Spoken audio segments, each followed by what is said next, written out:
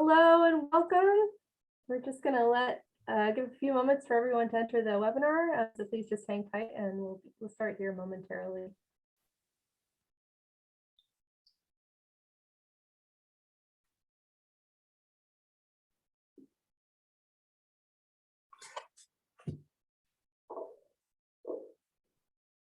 Welcome, welcome. If you're just coming in, we're just giving a few moments for everyone to enter the webinar. So please just hang tight and we'll get started here momentarily. I'm going to repeat myself a couple times, I think. That's good. Perfect.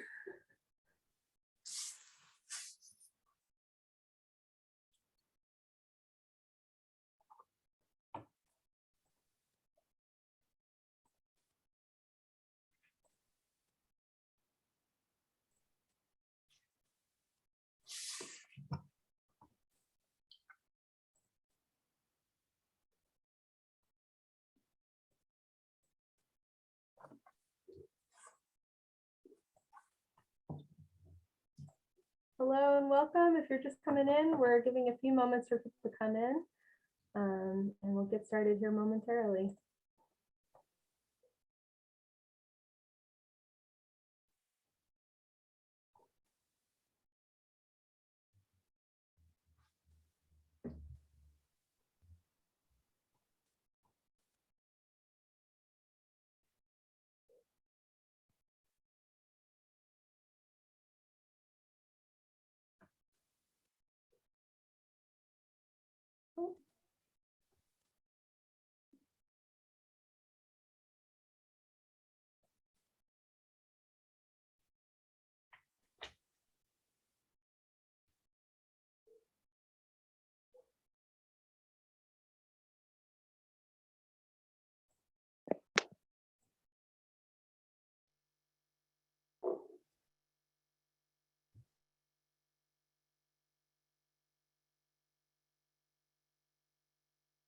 Welcome, welcome. We're just giving a couple moments for everyone to enter the webinar. So please hang tight and we're going to get started here momentarily.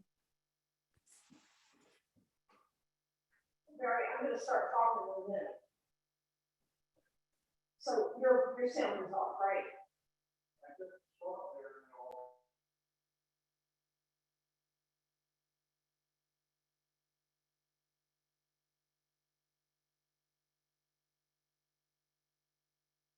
Hi, Mary Gail. I hope you can see us on the screen here. We're up and we can see you in the chat, but right now the audience is not going to be on the screen. It's just going to be the speakers.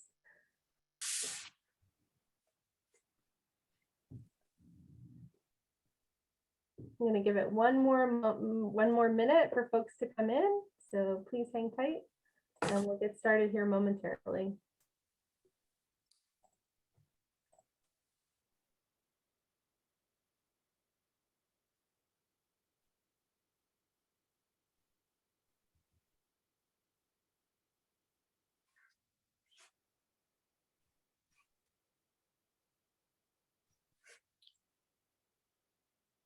A couple more people coming in. Welcome.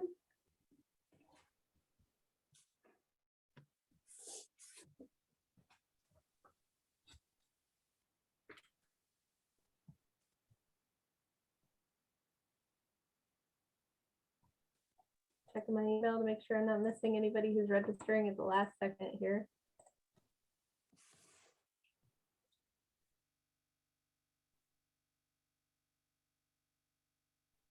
All right, it's 2:05, so I think we're going to go ahead and get started.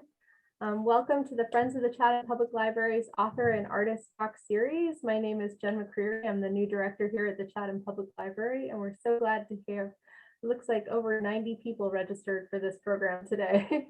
I'm sorry we can't be together at the library, but we're happy to host this on Zoom, and we really appreciate the Friends of the Library putting this program together. Just a few quick housekeeping things before we get started. We are going to do a Q&A at the end of the program, and at the bottom of your screen you should see a Q&A button where you can type in questions over the course of the program and we'll try to get to them at the end. There's also, if you prefer to ask your question live and on camera, there's a raise hand button and you can click on that and we'll invite you up on the screen at the end. You can ask your question live on camera. This is the first in our series of artist and author talks for 2022. They're sponsored by the Friends of the Library, and you can find more information about the Friends and all of the library's upcoming programs on our website at chathampubliclibrary.org. So please do check that out. And without further ado, I'm going to introduce the Friends board member, Sarah McWilliams, who will be introducing this talk and who helped arrange for this afternoon's program. Thank you so much, Sarah. Great, thanks. Hello, welcome everybody. We are delighted today to welcome Lacy Schutz as our speaker. Lacy is the executive director of the Shaker Museum, currently located at Old Chatham. The Shaker Museum holds the world's most comprehensive collection of Shaker artifacts, archives, objects, and books, and it also stewards the North family site at Mount Lebanon. Lacy joined the museum 6 years ago in February 2016. One of her key accomplishments is leading the organization to its building project in Chatham, designed by noted architect Annabelle Seldorf, which she'll tell us about today. Under her leadership, the museum has developed and emphasized the importance of Shaker values to its operations and to its interactions with the community. And Lacy has also established a vibrant relationship with the international maker community.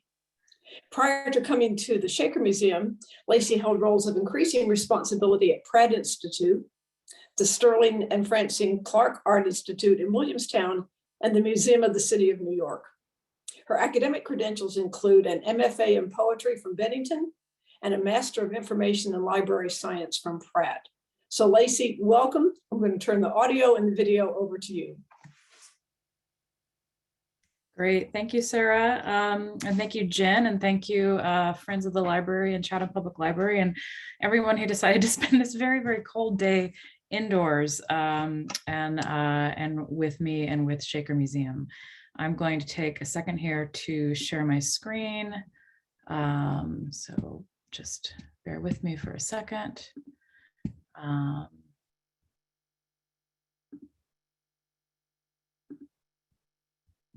Okay, I'm Lacy Schutz. I'm the executive director of Shaker Museum, as you have just heard.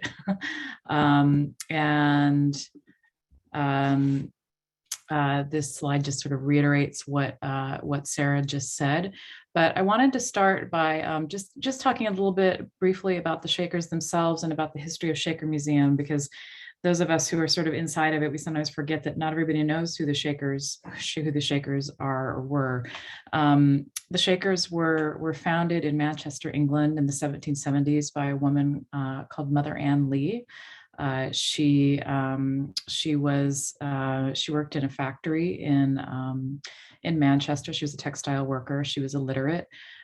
She was the daughter of a blacksmith and a woman who also worked in the textile mills. She had a sort of religious awakening early in her life, and she really didn't want to get married, but her father forced her to marry, and she lost 4 children in very quick succession, which I'll get to why that's important in a second. But she began to have this religious awakening, and she began preaching in the area, and she pretty quickly accrued a little group of followers, and she was imprisoned for her preaching. She had sort of radical beliefs about family and about women's rights. And you have to imagine in the late 1700s, it was pretty unusual for a woman to be out in public speaking. So she and a very small group of followers came over to the United States seeking religious freedom in 1774, and they settled in New York City. And they worked and kind of established themselves, saved some money, and then they moved up to the Albany area, what at the time was called Watervliet. And it's most of you, I'm sure, are familiar with the Albany Airport. That is actually where they settled. Part of the runway goes over the original Shaker settlement there. And they began to expand their communities, and Mother Ann Lee and other people traveled around New England, proselytizing and gaining new followers. And eventually a number of different communities sprung up. You're probably familiar with Hancock Shaker Village over in Massachusetts, the Mount Lebanon site, which Shaker Museum stewards in New Lebanon, New York. There were 2 in New Hampshire. There was another one in eastern Massachusetts. There's the original or the still existing Shaker settlement in Maine. There's one in Connecticut. They got as far west as Ohio, and then they got down into Kentucky as well. So they really were in the area, in our immediate area and around Columbia County and around Albany and into New England from the late 1700s through about 1950 or so, and then they sort of went into decline, and all the communities closed one after the other, except for the one that still exists in Maine. So the Shakers, they made furniture. That's probably what they're best known for, the very famous chairs and the oval boxes that went on to really become fundamental for mid-century America, mid-century design that came out of the Netherlands. They also had a lot of very, very progressive, radical social views that are still a little bit radical, given how we struggle with these things in our own times. But back then, were incredibly radical. They were celibate. That's something a lot of people are aware of. But you think back to what I told you just a few seconds ago about Mother Ann Lee having lost all of these children. It's not that surprising when you think about that she perhaps didn't really think that it would be a good idea for people to continue to procreate. So they did.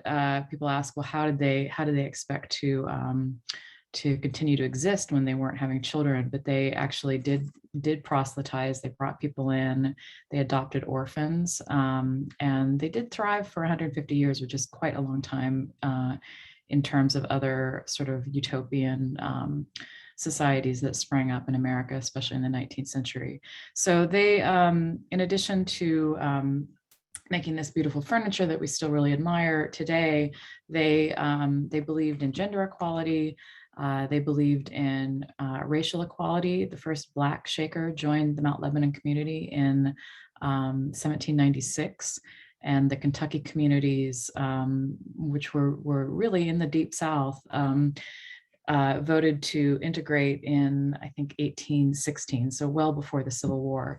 And they believed in integrity in their business dealings. They were the first people to put seeds into little paper packets to make them very easy to sell, especially if you weren't farming on a sort of industrial level, if you just had your sort of kitchen garden. They flattened the broom. They came up with a lot of different kinds of exciting technological advances. They were very interested in things that came out of industrial farming and out of furniture making and things like that, and they were constantly improving on that technology. So they had a long history in our area, and they kind of started to go into decline in the late 19th century and early 20th century. And there's a lot of reasons for that we don't need to get into unless you've got questions at the end and you really want me to talk about it. But in the 1920s and 1930s, there was a man living in Old Chatham named John Williams Sr. And he had been very interested in the Museum of the American Indian in New York City. And he worked on Wall Street, but I think he kind of sort of had a secret desire to be an anthropologist and to be a curator.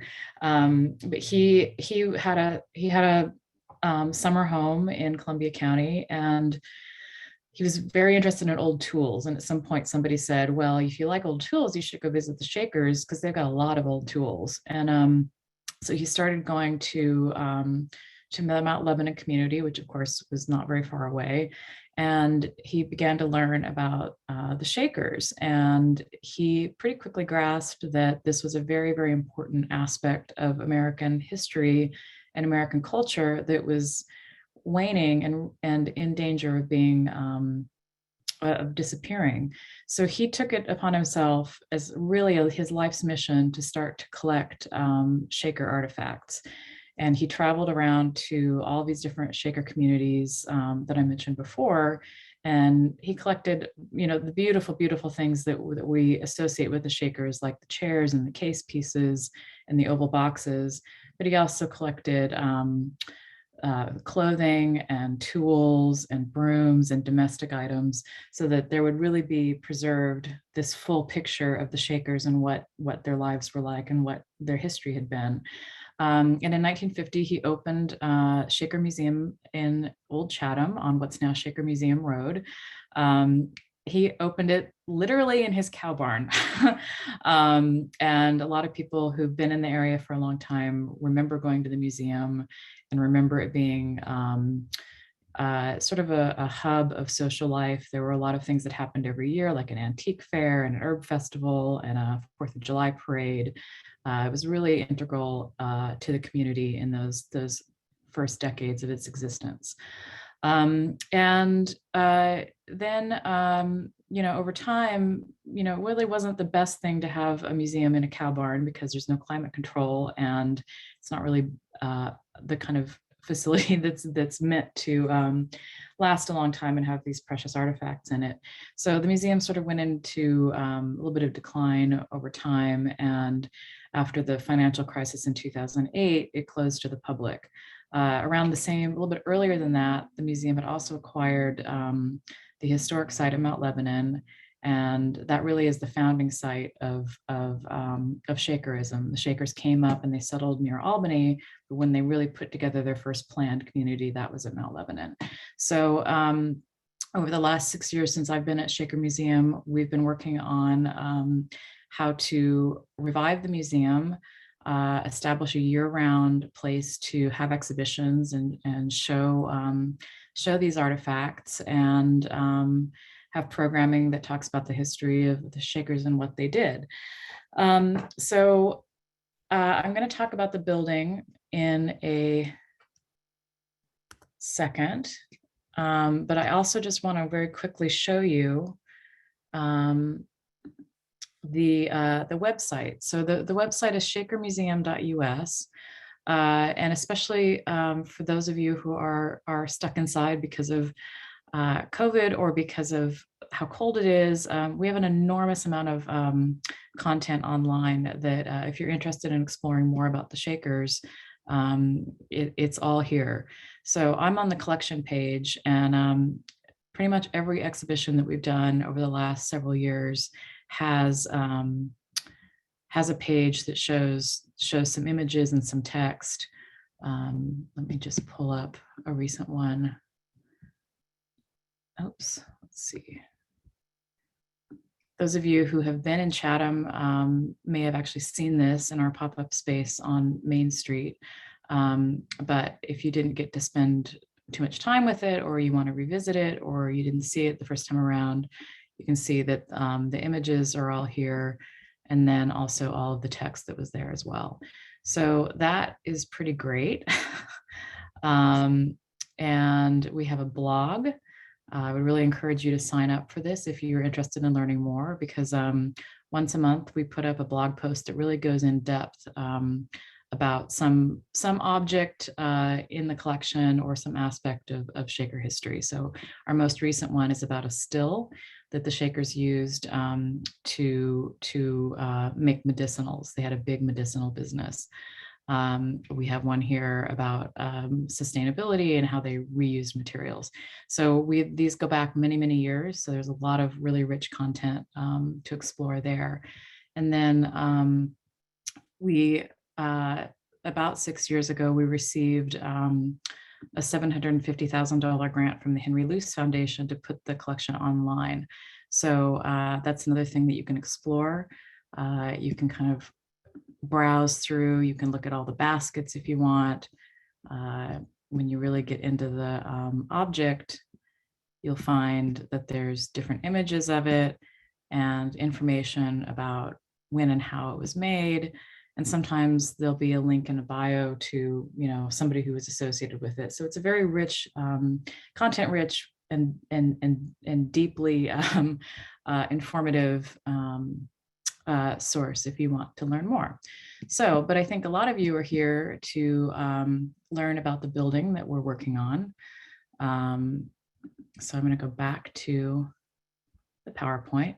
So this building in Chatham, these are not great resolution photos of its history, But anyone who lives in the area has probably looked at this building and thought, wow, I wish somebody would do something with this.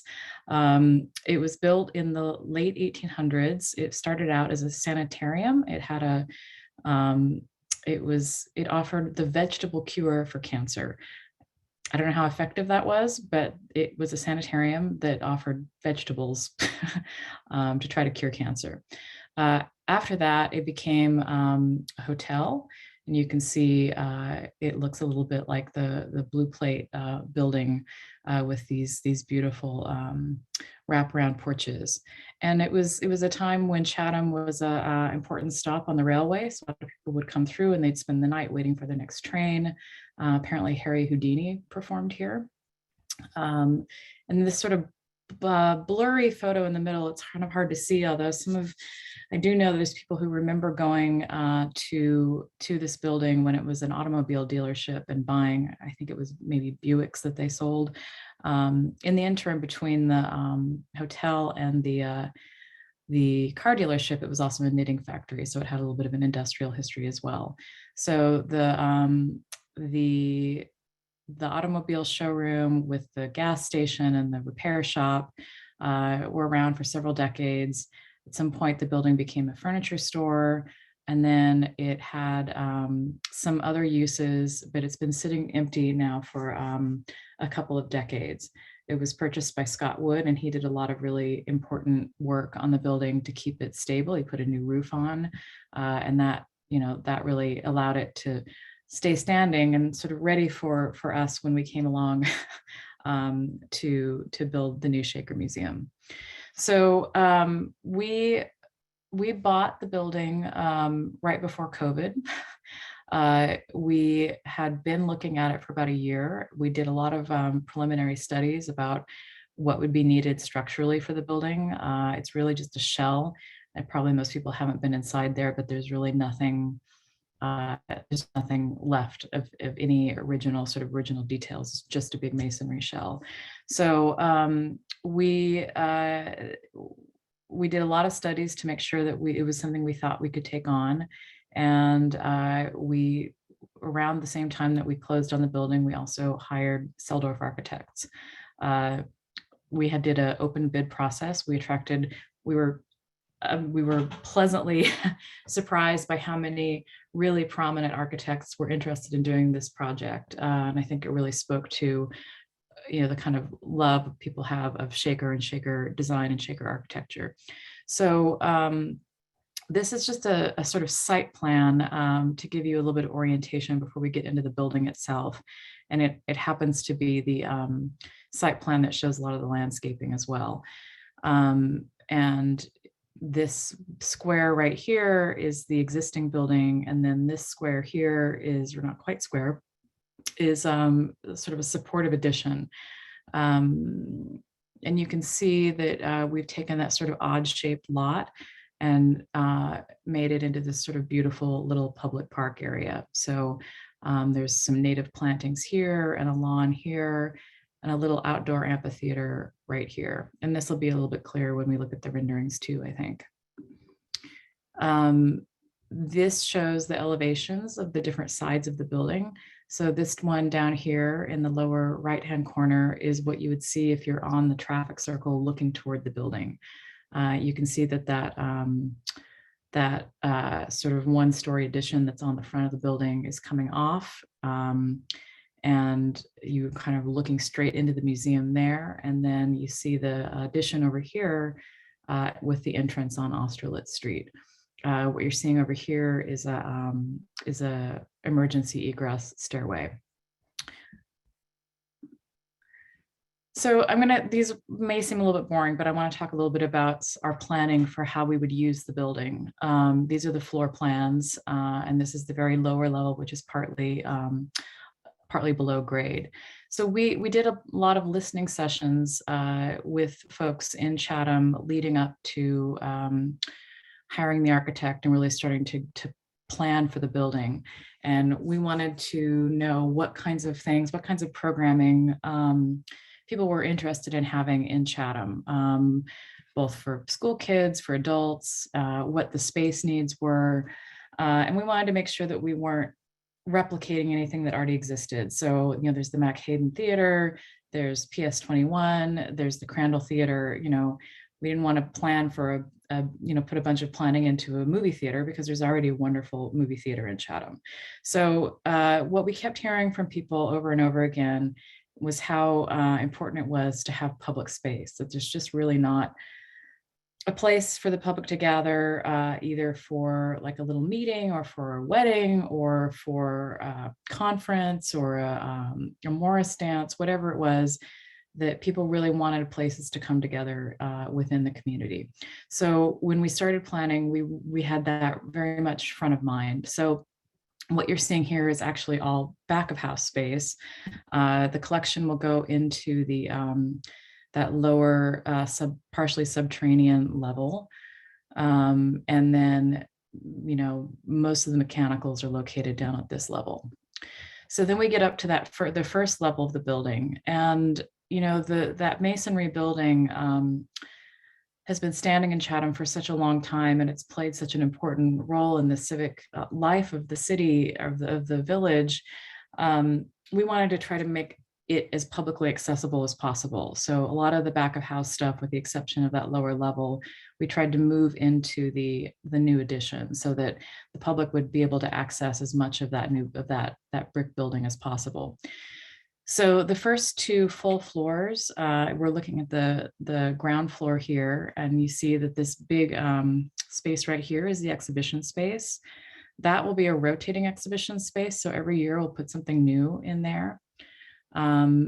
People will enter through this part of the building over here. There's a lobby and a cafe and a sort of open porch area. And we really hope that that's a space that people can come and have a cup of coffee, whether they ever come in to see the exhibition or not. It's just a welcoming place to get together with friends and see people. Up on the second floor, you again see this big exhibition space. That's going to be a permanent exhibition space. So we'll have something, that really talks about the history of the Shakers and shows the trajectory of their story. This little area right here, it's a conference room, but we have broken it out from the office areas so that it can be used by the public. If somebody wants to schedule a meeting, that we can accommodate that. And then when you get to the top floor, again, that whole open space, we're keeping open for multi-purpose. It's possible we might do an exhibition up there, but we also want to have it be a venue for meetings, for conferences, for weddings, for parties, whatever it is that people feel like they would like to do with that space. And we might also have our own events there. And then this is a smaller multi-purpose space as well, so that, if you don't need 3,000 square feet for whatever sort of gathering you're having, there's a smaller option. Maybe it's a talk, maybe it's a reading, whatever it is. We'll use it for our programming, but also make it available to the public for use as well.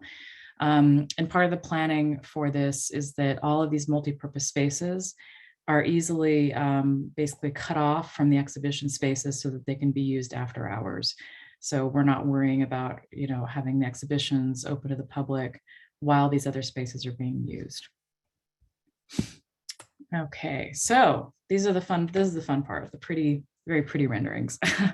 So this is the lobby area. We tried to keep this open. You're seeing a couple of long tables here, but it's probably going to be more like a traditional cafe with smaller tables, where we haven't quite gotten as far as we might have with planning for that. This is the exhibition space. There will be more than just this one object in there, I promise. But one of the things that we've done, and this is that ground level that you see when you're on the circle looking towards the building. We've lowered all of these windows down to the floor so that when you're in the building, you can look out and you can see the village and you can really feel how the museum is part of the village. but also when you're on the outside, whether it's during business hours or after dark, you're able to see into the museum and see what's going on there. We wanted to have a lot of kind of transparency with the village and a lot of, feeling like you were really part of the community, whether you were inside or outside of the museum. This is looking from Austerlitz Street. Obviously, this is the original building, and we put a little amphitheater out here, and this just continues our goal to make sure that there's plenty of space for the public to use. So this is just, there might be a little concert out here, or just people gathering and having on a nice evening, as you see in this rendering. And this is just looking at it from the entryway on Austerlitz Street. And another view there, looking back toward the village. And that is the entire PowerPoint. So we can move on to questions if you've got anything, or if you've something we'd like me to talk more about. Thank you so much, Lacey. It was terrific. It's so nice to see those renderings as well. It looks really beautiful. I'm so glad you have such outdoor space too. It makes a huge difference right now. So I would invite folks, if you have questions, to put them in the Q&A, or if you'd like to raise your hand, we'd be happy to bring you up here on screen with us. Let's just hang out here for a few minutes and let people do that. I have a question for you, Lacey, while we're waiting. One of our librarians was asking about the Strawberry Festival that I guess was at the old Shaker Museum. I don't know if there are plans for outdoor programs like that in your future. Yeah, absolutely. And in fact, we sort of revived the Strawberry Shortcake Festival this past summer at the Krellin Park. And it was extremely popular. We were very lucky to have Pyconic and Main Street Goodness donate the shortcake. Nice. And we had just a really nice time at Krellin Park. We had some activities for kids, but mostly it was the time to stop by and get to know the staff members and the trustees and have some strawberry shortcake. And there's been such an influx of new people into the community. I think it was a great way to meet some of those people and to help them meet each other and to meet people who've lived in the community longer. So that's the kind of thing that it's the kind of event that's really important to us. And we plan to do another Strawberry Shortcake Festival again this coming summer. I see there's a question about parking. That is actually the first question I always get. When we did the site plan, we did some curb cuts into the lot, even though it's a very odd shaped lot. We got probably between that and a little staff parking area behind the building. We got maybe 17, 18 parking spots.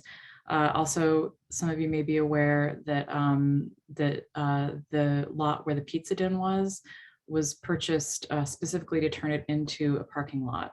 That's not going to be, my understanding, we don't own that. Shaker Museum doesn't own that. But my understanding is that will be for the village, not just for Shaker Museum. And we've also got an agreement with Metz Wood Insurance to use their lot on the weekends. So we've actually done a lot of calculations. That was part of some of the work that we did about how many people we expect to get every year, and what the kind of flow would be like on a day, and how many parking spaces are required for that. Because I know that parking in the village, especially on the weekends, and during like the film festival, for instance, can be really tricky. And we did actually talk to the film festival about how they've handled it.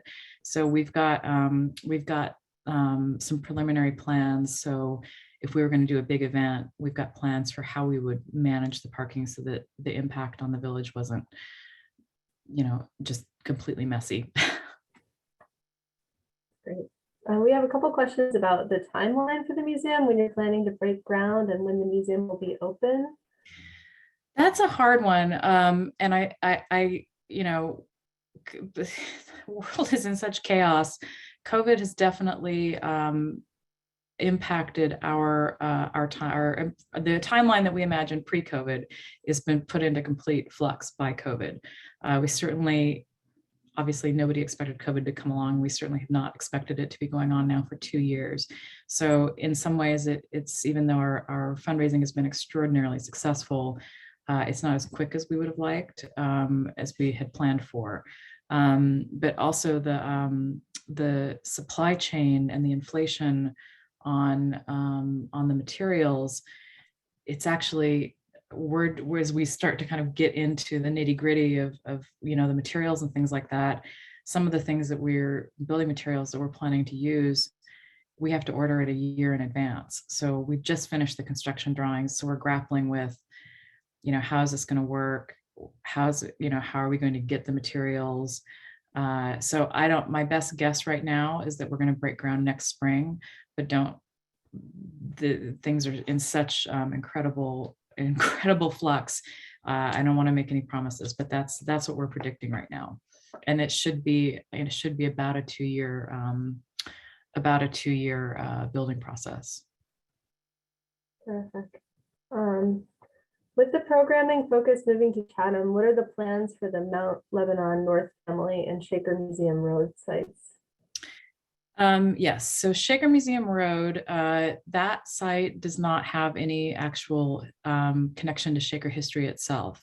And if you've been up there anytime recently, you've probably noticed that it's not in great repair.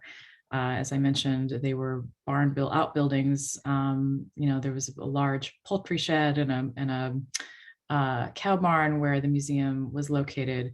And our plan is very likely to get out of that site and then sell the property. The Mount Lebanon site, of course, is incredibly important to the history of Shakerism, and we continue to do programming there. We're hopefully, if there's snow, we're going to do a snowman festival there sometime in the next month or two. We did a lot of work in recent years to restore some of the landscape to what it looked like kind of at the height of the time that the Shakers were using it as an agricultural site. And we also in recent years restored a couple of miles of hiking trails just north of the Great Stone Barn. So that remains an important part of the museum. And once we get the museum built, we're looking forward to turning our attention more fully to the historic site. There's a question about why the decision was made to move the collection to the Chatham building, and also will New Lebanon and Old Chatham still be involved with the Shaker legacy? I'm sorry, can you repeat that? Sure. Why was the decision made to move the collection to the Chatham building? And also, will New Lebanon, I think I actually kind of answered that in your last answer, I'm sorry. Will New Lebanon and Old Chatham still be involved with the Shaker legacy? Yeah, I could talk a little bit more about that too. The collection has got to get into better storage. Right now, it's some of it's in a building with no climate control at all. The part that's in a building with climate control, it's a very, very old system, and we're just constantly pouring money into trying to keep it functioning so that we can preserve these materials. So, I mean, I come from a background in collections. I started out as an archivist, and then at the City Museum of the City of New York, I worked with the collections there. So, this entire project was sort of born out of my fear of what would happen if we left those collections in the conditions that they're in now. So, when I first started, I thought we just have to find somewhere else to store these things. We did explore whether it would be feasible to build something at Mount Lebanon. And there have been all kinds of plans over the years to do something like that. But we ultimately discovered a few things. For one thing, there's not really any infrastructure at Mount Lebanon. There's no sewage. The electrical is very basic. There's no real roads. There's no parking. So if we wanted to go in and do the kind of building that you would need in order to have the kind of climate control and the storage space and all these things that you would need in order to preserve the collection for future generations, you would destroy the historic nature of that site. And we think it's such an important, beautiful place. We didn't want to do that. We felt like if there was going to be something year round, it needed to be in a place where there was already a lot of foot traffic, in order just to be sustainable and viable financially as an institution. So our hope, our belief is that once we're open year round in Chatham, and we predict around 30,000 people per year, which benchmarked against some of the other organizations in the area seems pretty reasonable. We really hope that there is more interest in going to visit the historic site at Mount Lebanon.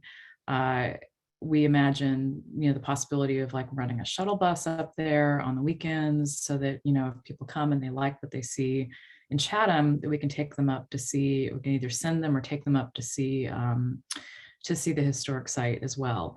I mean, any kind of maintaining any kind of historic site like that takes an enormous amount of resources.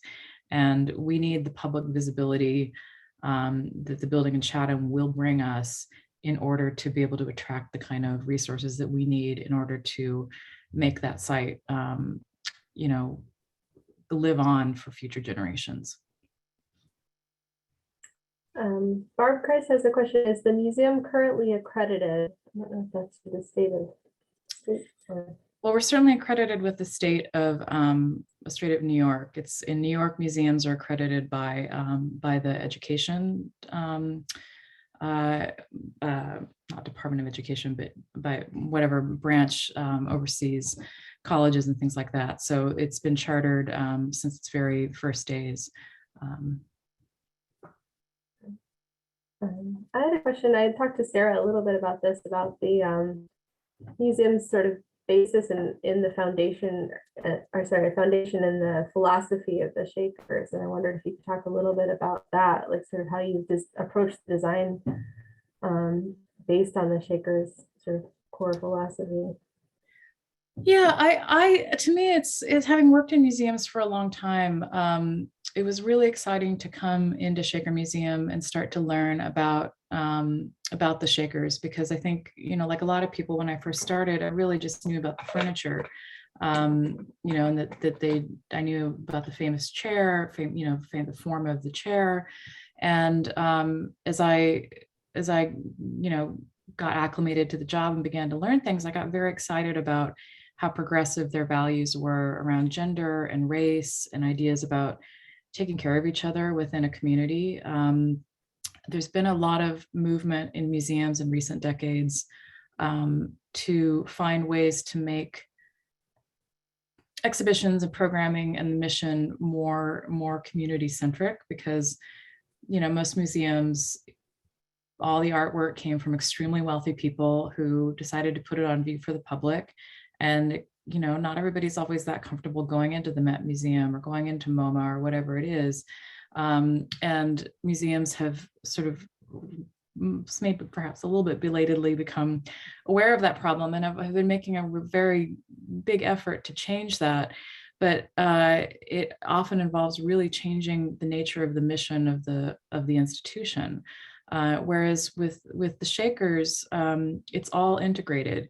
They made the chairs, all that furniture looks the way it does because of what they believed about how to be in the world. They believed that their labor was a form of worship. So whether they were out working in the field, or they were milking the cows, or they were making furniture, that was all part of their worship process of God. And they believed that everybody within their community should have a meaningful role within that community. So whether you were a child, or you were somebody who was differently abled, or you were elderly, whatever it was, they found work for you to do. This is very, very important that everybody was doing some kind of work to help build and maintain the community. And that's a great story. And that's a really great story for us in the times that we're in right now.